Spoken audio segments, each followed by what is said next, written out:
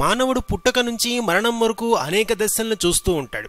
అయితే మరణించిన తర్వాత తనను ఎంతమంది గుర్తుంచుకున్నారన్న దాన్ని బట్టి తన కీర్తి ఆధారపడి ఉంటుంది, అంతేకాని తన సంపాదన మీద మాత్రం కాదు.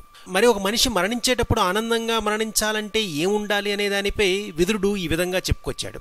తాను చనిపోయిన తర్వాత కాలగర్భంలో తాను కలిసిపోకుండా తనకు సంబంధించిన జ్ఞాపకాలు జనం ఎదలో మరుపురాని గుర్తులుగా ఉండిపోతాయని, చరిత్రలో తాను కీర్తిశేషుడుగా మిగిలిపోతానని ప్రగాఢమైన నమ్మకం కలిగిన మనిషి మరణ సమయంలోనూ ఆనందంగానే ఉంటాడు. జీవితం శాశ్వతం కాదు, యవ్వనము అంతే. ధనం కూడా ఎప్పుడు వస్తూ పోతూ ఉంటుంది, అంటే దానికి కూడా స్థిరత్వం లేదు. భార్య బిడ్డలు శాశ్వతంగా ఉండిపోరు. ఈ లోకంలో శాశ్వతంగా నిలిచేవి తాను చేసిన ధర్మం, సంపాదించిన కీర్తి మాత్రమే.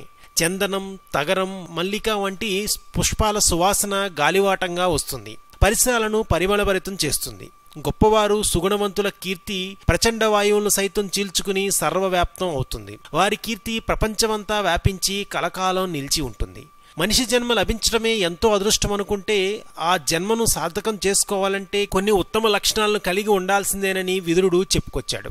మానవ జన్మ ఆత్మ, బుద్ధి, శరీరం అనే 3 ప్రధాన అంశాలను కలిగి ఉంటుంది. శరీరం జంతువులకు కూడా ఉంటుంది, కానీ బుద్ధి కలిగిన ప్రాణి మానవుడు మాత్రమే. అందువలన బుద్ధితో ఆలోచించి ఆత్మ పరిశీలన చేసుకుంటూ మానవుడు జీవితం సాగించాలి. ఉత్తములు తమ దగ్గరున్న సంపదలు కేవలం తమకు, తమ కుటుంబం కోసం మాత్రమే అనుకోరు. ఉదార బుద్ధితో తమ సంపదను ఆపదలో చిక్కుకున్న వారి కోసం వినియోగిస్తారు. కుటుంబం అంటే తమ ఇంట్లో నివసించే 4 లేదా 5 భావించకపోవడమే అందుకు కారణం. ఈ ప్రపంచమంతా తన కుటుంబం అనే భావనతో వారు జీవిస్తూ ఉంటారు. పండ్లతో నిండిన చెట్ల కొమ్మలు కోసుకునే వారి సౌకర్యం కొరకు వంగి ఉంటాయి. అలాగే నీటితో నిండిన మేఘాలు భూమి దగ్గరలోకి రాగానే వర్షిస్తాయి. అలాగే ఉత్తములు గర్వాన్ని దరిచేరనీయకుండా తమ సంపదలను పరోపకారానికై వెచ్చిస్తారు. ఉత్తములు తమ సంపదలను ఎప్పుడూ సమస్యల్లో ఉన్నవారిని రక్షించడానికే వినియోగిస్తూ ఉంటారు. ఎవరూ ప్రార్థించకుండానే సూర్యుడు పద్మాల్ని వికసింపచేసినట్లు సత్పురుషులు సంపదలు పరోపకారం కొరకే అధికంగా వినియోగిస్తారు. వారు తమ సంపదను, జ్ఞానాన్ని ఇతరులు రక్షణ, పోషణలకై, సమాజ అభివృద్ధికై ఉపయోగిస్తారు.